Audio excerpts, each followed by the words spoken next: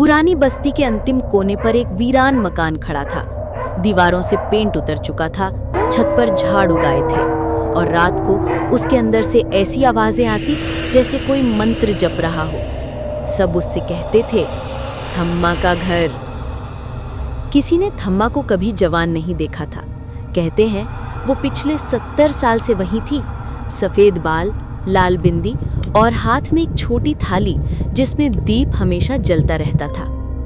बच्चे उसे देखकर भाग जाते और बड़े लोग कहते, उसका दीप कभी बुझना नहीं चाहिए, अगर बुझा तो कुछ अनहोनी होती है।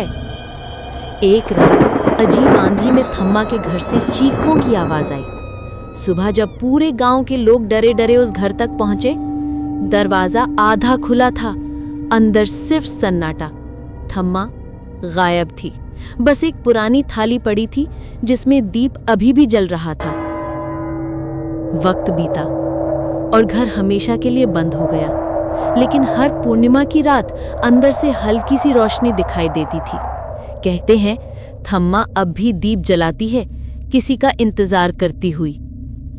15 साल बाद कुछ कॉलेज के दोस्त रोहित, अमन, कृति और देव ने थम्मा के घर की कहानी सुनी और उन्होंने सोचा एक YouTube व्लॉग बनाएंगे, हॉन्टेड हाउस चैलेंज के नाम से। रात के 12 बजे वो चारों टॉर्च लेकर गेट के पास पहुंचे। दरवाजा खुद ही खुल गया। अंदर सिर्फ जली हुई लकड़ी थी और एक पुरानी तस्वीर थम्मा की मुस्कुराती हुई। अचानक कृति चिल्लाई, गाइस वो देखो, दीप जल रहा है। कोने में वही थाली थी और दीप अभी भी जल रहा था। देव हंसा, फेक है, मैं बुझा देता हूं। उसने फूंक मारी, दीप बुझ गया। किसी ने उसके कान के पास कहा, मैंने कहा था दीप कभी बुझना नहीं चाहिए।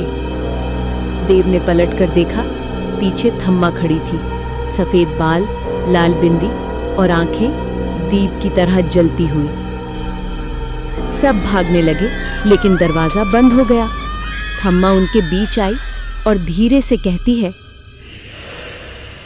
जो मेरी रोशनी बुझाता है वो अंधेरे का हिस्सा बन जाता है।